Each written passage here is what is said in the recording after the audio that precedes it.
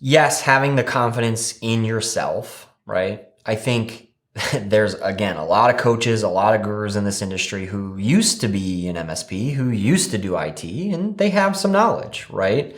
And I think it can be helpful, but two, at the end of the day, they're not in it day in and day out like we are, running the business of an IT business in the market that we are, for the customers that we do, with the package and offering that we do, right? It's different and unique for each of us. And I think, again, it's still, have the confidence to know your market, know your customers, know your prospects, know what they want, and adjust accordingly, right?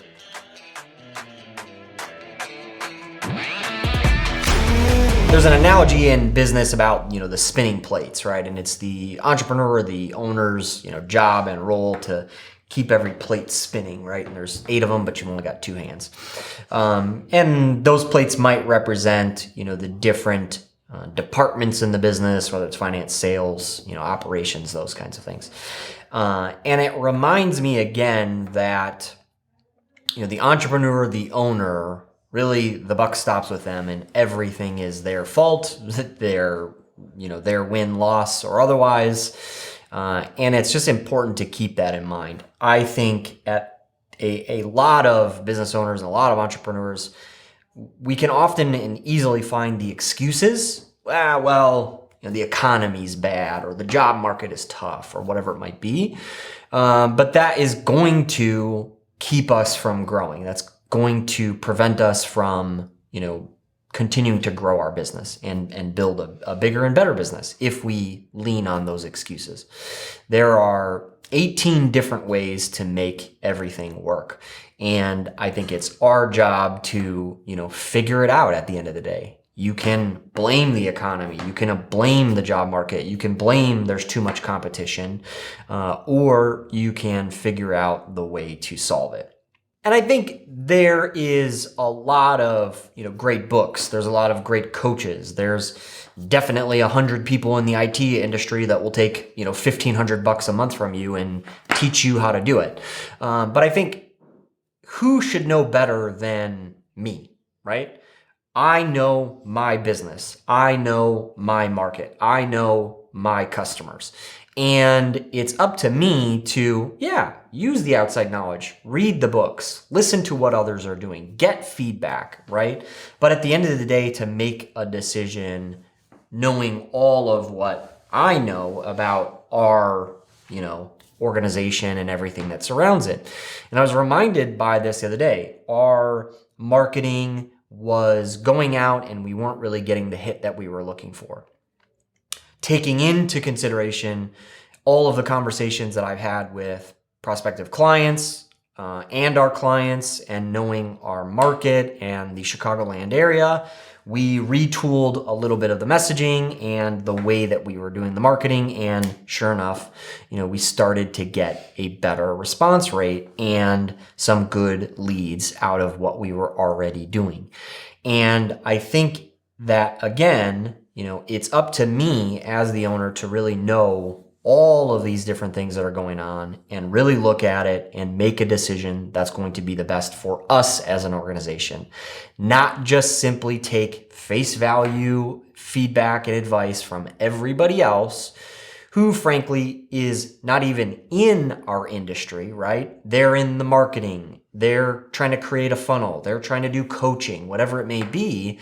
Yes, they've got some great knowledge, but it's still up to us to, distill it down and make it work for our company, in our market, for our clients and our prospects. And I was just reminded of that the other day. There is a ton of coaching and gurus and all this knowledge that's coming at us.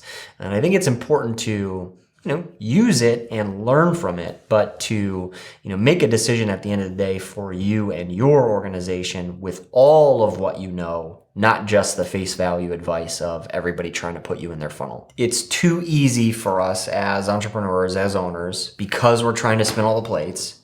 It's too easy for us to look for the easy answer, right?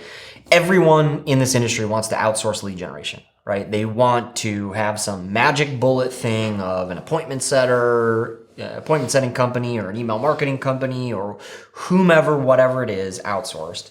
And I have yet to find anyone who's found a single vendor that drives so many leads to that IT business that they can't handle all of these new customers. And every single one of us, me included, have gone out there looking for that silver bullet of marketing or lead gen or whatever it is, and paid, $500 to $3,500 a month. Frankly, lit a bunch of money on fire and not gotten the results that we were promised or expected from said companies. It's the shortcuts, frankly, don't work, right? And so trying to find these easy buttons of, let me just let someone else do it. Yes, you're going to need to delegate. Yes, you can do some outsourcing and moving the components. But at the end of the day, I, as the entrepreneur and the owner, had better know all of it and had better lead it, and understanding the market and the clients and our organization and what we want to stand for, mold and put it together in such a fashion that it's us. It's not, hey, I just outsourced it and it didn't work.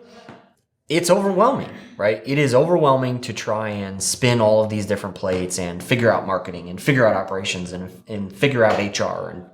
And I think it's important to try your best to look at one area at a time, right? This quarter, we're going to focus on hiring and recruiting new talent because we've had a lack of new candidates and we really need new team members. This quarter, we're going to focus on our marketing efforts because we're not getting enough leads to support the sales volume that we need. This quarter, we're going to focus on, our operations because, our response rate has slipped, and our CSAT and customer feedback has slipped. Whatever it might be, you decide which one thing I'm going to focus on, because if I try and go and fix all of the different departments in the business, I'll probably get nothing done. So focus on one area that you can improve in the next 12 weeks, go after it, focus hard, and, just improve it a little bit, right? Because you can always come back to it later. Get it 80% of the way there, and then come back to it at another point and continue to improve everything that you're doing in business, one thing at a time.